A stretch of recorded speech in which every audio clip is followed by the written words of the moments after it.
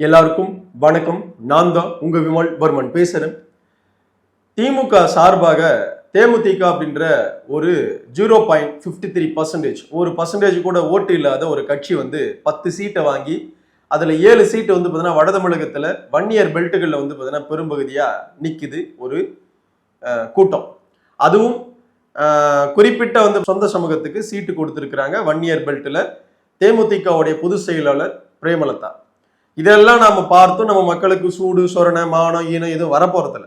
புரியுதா இல்லையா? ஏன்னா ரசிக கூட்டமா இருக்கிறவனுக்கு என்ன சொன்னாலும் காதல உழாது. விஜயகாந்துக்கு ரசிக கூட்டமா இருந்தவனுக்கும் காதல உழாது. அதே போல தற்பொழுது விஜய்க்கு ரசிக கூட்டமா இருக்கிற வன்னியர் பசங்களுக்கு சொன்னாலும் அவங்களுக்கு காதல உழாது. புரியுதா இல்லையா? அவனுங்களை பொறுத்த வரைக்கும் அவங்களுடைய நடிகர் தான் மிகப்பெரிய உச்சம் அப்படின்னு நினைச்சுக்கிட்டு ஒரு விதமான ஒரு கனவு உலகத்துல ஒரு இல்யூஷன்ல வாழ்ந்துட்டு இருக்கிறவங்க. புரியுதா? அவங்க கிட்ட நம்ம என்ன சொன்னாலும் புத்தியே வரப்போறது கிடையாது. நாம என்ன கேட்கிறோம் அப்படின்னா, இந்த தேமுதிக சார்பாக இணையதளத்துல சுத்திட்டு திரிகிறானுங்க ஒரு தற்குறிங்க. அப்படியாப்பட்ட ஒரு தற்குறியில ஒரு தற்குறி ஒரு பதிவு எழுதியிருக்கா. அந்த பதிவு தொடர்ச்சியா நம்மளுக்கு சில சொந்தங்கள் எடுத்து அனுப்பியிருந்தாங்க. அந்த பதிவுல என்ன குறிப்பிட்டிருக்கான் அப்படின்னா, தர்மபுரியில சௌமியா அன்புமணி அவர்களுக்கு சாவுமணி அடித்து தரணும், கண்டிப்புக்காக தேமுதிக வெற்றி பெறும் அப்படின்னு சொல்லிட்டு ஒரு பதிவை மதுரையில இருந்து ஒரு தற்குறி பதிவு பண்ணியிருக்கான். அவன் யார் அப்படின்னா, பிரேமலதோட சொந்த ஜாதியை சார்ந்தவன். அந்த தற்குறி மதுரையில இருந்துகிட்டு தர்மபுரி மண்ணின் மைந்தர்களா இருக்கிற ஒரு வன்னியர் சமூகத்துடைய கேண்டிடேட்டுக்கு பார்த்தீங்கன்னா சாவுமணியை அடிக்கிற இடத்துல பிரேமலதா இருக்காங்களாம். இந்த வார்த்தை வருது அப்படின்னா, இந்த இந்த பேச்சு வருது அப்படின்னா, இதுக்கெல்லாம் யார் காரணம்? வன்னியர் தான் காரணம்.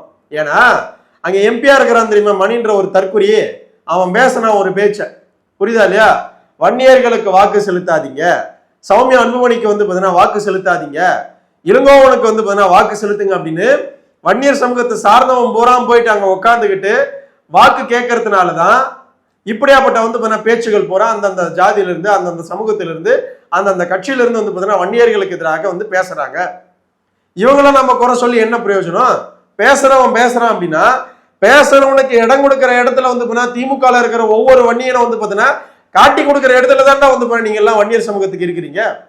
எப்படி வன்னியர் சமூகத்தை அழிக்கணும், வன்னியர் சமூகத்தை அழித்தே தீரணும் அப்படின்னு திமுக ஒரு தரப்புல கங்கணம் கட்டிக்கிட்டு 27 சீட்டு தான் கொடுத்து வச்சிருக்கு.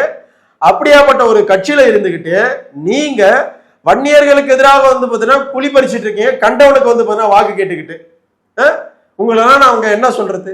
உங்களுக்கு எல்லாம் மானம் ரோசம் சூடு சொரணை ஏதாவது இருந்தா, வன்னியர் ரத்தம் தான் உடம்புல உங்களுக்கு எல்லாம் ஓடுது அப்படின்னா இப்படியாப்பட்ட ஒரு வேலையை பார்ப்பீங்களா? இப்படியாப்பட்ட ஒரு வேலையை பார்க்கறதுனாலதான் போறவன் வரவன் போற இந்த சமூகத்தை கேவலம் பேசுறான். சௌமியா அன்புமணிக்கு சாவுமணி அடிப்பானா. மதுரையில இருக்கிற ஒரு தற்குறி அங்க ஓட்டு கூட போட போறது கிடையாது. எவ்வளவு நக்குல இருந்தா, எவ்வளவு எகத்தாளா இருந்தா, தர்மபுரியில இருக்கிற வன்னியர்களை பூரா அண்டர் எஸ்டிமேட் பண்ணி வன்னியர்களுக்கு எதிராக ஒரு நாயுடு கம்யூனிட்டியை நிக்க வச்சு அவங்களுக்கு வன்னியர்கள் வாக்கு செலுத்துவாங்க அப்படின்னு எலெக்ஷன் கேம்பெயின் பண்றானுங்க. அப்படின்னா வன்னியர்களுக்கு புத்தின்னு ஒண்ணு இருந்தா, மானன்னு ஒண்ணு இருந்தா, ரோஷன் ஒண்ணு இருந்தா, சூடுன்னு ஒண்ணு இருந்தா, சொரணன் ஒண்ணு இருந்தா, வன்னிய ரத்தம் தான் உடம்புல ஒண்ணு ஓடுது அப்படின்னு இருந்தா நீங்க யாருக்கு வாக்கு செலுத்தணும் அப்படின்னு நீங்களே முடிவு பண்ணீங்க. புரியுதா இல்லையா? மீண்டும் மீண்டும் சொல்றேன், திமுக தரப்புக்கு வன்னியர்கள் வாக்கு செலுத்துறீங்க அப்படின்னா வன்னியர்கள் அடியோட அழிச்சிட்டு தான் திமுக நிற்கும். புரியுதா இல்லையா? எந்த ஒரு நல்லதையும் திமுக கிள்ளுக்கீரையை கூட கிழித்து போடாது. புரியுதா இல்லையா? குறிப்பா வன்னியர் பெல்ட்டுகள்ல கண்டவனுக்கு சீட்டு கொடுத்து வச்சிருக்கு திமுக தரப்பு. புரியுதா இல்லையா? தர்மபுரி மண்ணிலையும் அப்படியே தான் நடந்திருக்கு. கண்டவனுக்கு சீட்டு கொடுத்துட்டு கண்டவனுக்கு வாக்கு செலுத்துற இடத்துல வன்னியர்கள் அங்க இருந்தீங்க அப்படின்னா நீ ஒரு முறைக்கு இல்ல 100 முறை யோசிக்கணும், 1000 முறை நீ எல்லாம் யோசிக்கணும். புரியுதா இல்லையா? அப்படி யோசிச்சோம் கண்டவனுக்கு தான் ஓட்டு போடுவேன் அப்படின்னா எழுதி வச்சுக்கோ, உன் வீட்டு புள்ள உன் பேர புள்ள நாளைக்கு திமுக தரப்புல போய் ஏதாவது நல்லதை கேட்டான் அப்படின்னா செருப்புல அடிச்சு முடுக்குவான். எழுதி வச்சுக்கோ, அது நடக்கும். திமுக தரப்புல நீ போடுற ஒவ்வொரு ஓட்டும் உனக்கு எதிரான ஒரு ஓட்டு. வன்னியர் சமூகத்தை சார்ந்தவன் எவன்லாம் திமுக ஓட்டு போடுறீங்களோ உனக்கு எந்த ஒரு நல்லதுமே கிள்ளுக்கிரியா கூட கிழிச்சு போட போறது கிடையாது திமுக. புரியுதா இல்லையா? எழுதி வச்சுக்கோ, அது நடக்கும். கடந்த 5 வருஷத்திலே அது நடந்திருக்கு. இனியும் வந்து பார்த்தீங்கன்னா புத்தி இல்லாம வந்து பார்த்தீங்கன்னா வன்னியர் சமூகம் இருந்துச்சு அப்படின்னா ஒண்ணுமே பண்றது கிடையாது. புரியுதா இல்லையா? 0.5 அதாவது 1% கூட வந்து பார்த்தீங்கன்னா வாக்கு சதவீதம் இல்லாத ஒரு கட்சி தேமுதிக ஒரு கட்சி. அன்புமணி ராமதாஸ் அவர்களை வந்து பார்த்தீங்கன்னா விரட்டுவேன் அப்படின்னு பிரேமலதா வந்து பார்த்தீங்கன்னா போலூர்ல போய் பேசுது. இங்க என்னடா தருமபுரி மண்ணில் வந்து பார்த்தீங்கன்னா வன்னியர்களுக்கு எதிராக வந்து பார்த்தீங்கன்னா வந்து வாய்ப்பேச்சு வந்து பார்த்தீங்கன்னா அதிகமா பேசுது. விருதாச்சலம் மண்ணில் போய் வன்னியர் பெல்ட்டில் வந்து பார்த்தீங்கன்னா சீட்டில் நிக்குது பிரேமலதா. அப்போ எவ்வளவு எகத்தாளம் இருந்தா, வன்னியர்களுக்கு மானம் ஒண்ணு கிடையாது, அவங்களுக்கு சூடு சொரணை எதுவுமே கிடையாது அப்படின்னு அந்த எண்ணம் தானே வந்து பார்த்தீங்கன்னா வன்னியர்களுக்கு எதிரான இப்படியாப்பட்ட வேலைகள்லாம் பார்க்க வைக்குது தேமுதிக காரணியும் திமுக காரணியும் பிரேமலதாவையும். அப்ப வன்னியர்களுக்கு மானோ ரோசம் சூடு சொரணை ஒண்ணு இருக்கணுமா வேண்டாமா நீங்களே முடிவு பண்ணிக்கங்க, வேற எதுவும் சொல்றதுக்கு இல்லை. புரியுதா இல்லையா? அதாவது வன்னியர்களுக்கு எதிராக வந்து பார்த்தீங்கன்னா அந்நியர்களை நிக்க வச்சு வன்னியர்களுக்கு வந்து பார்த்தீங்கன்னா சாவமுடி அடிக்குமா திமுக தேமுதிகலாம் இந்த கட்சியை போறான், இந்த கட்சிங்க போறான். புத்தியோட பொழைச்சுக்குங்கடா வன்னியர்களே, வேற எதுவும் சொல்றதுக்கு இல்லை. புரியுதா இல்லையா? உங்களுக்கு மானம் ஈனம் சூடு சொரண புத்தின்னு ஒண்ணு இல்லை அப்படின்னா திமுக நம்மளை வந்து பார்த்தீங்கன்னா ஏமாத்துறது மட்டும் கிடையாது, அழிச்சிட்டு போயிடும். புத்தியோட இருந்துக்கு அவ்வளவுதான் விமலவர்மன் சொல்ல முடியும். புரியுதா இல்லையா?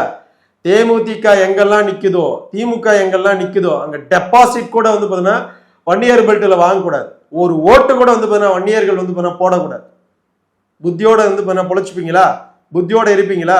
உன் சொந்த பந்தங்களுக்கு போய் சொல்லுவீங்களா? அண்ணன் தம்பிகளுக்கு போய் சொல்லுவீங்களா? புத்தியோட வந்து பார்த்தீங்கன்னா திமுக காரன் என்னென்ன வந்து பார்த்தீங்கன்னா விஷயங்கள்லாம் வன்னியர்களுக்கு எதிராக பண்ணிட்டு இருக்காங்க அப்படின்றது விமலவர்மன் வந்து பார்த்தீங்கன்னா கிட்ட சொல்லிட்டு தானே இருக்கேன். அதை காதல வாங்குறீங்க தானே? ஒவ்வொரு வன்னியர்கள் வாங்குறவங்க வந்து சொந்த பந்தங்களுக்கு சொல்லுங்க, அண்ணன் தம்பிக்கு சொல்லுங்க, அக்கா தங்கச்சிக்கு சொல்லுங்க, எல்லாருக்கும் சொல்லுங்க. சொல்லி வந்து பார்த்தீங்கன்னா உங்களுக்கு புத்தியை வந்து பார்த்தீங்கன்னா கொடுங்க.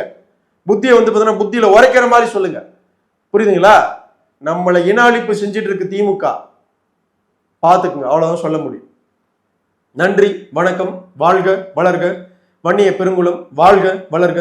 வன்னியகுல சத்திரிய சமூகத்தின் பண்பாடும் கலாச்சாரமும் வரலாறும் மற்றும் வன்னியகுல சத்திரிய சமூகத்துடைய சத்திரிய தினமும் மேலங்கொண்டு அடுத்த ஒரு நல்ல காணொலியில் உங்களை நான் சந்திக்கிறேன். உன்னுடைய பெயர் சுத்தமான பள்ளி பையன்.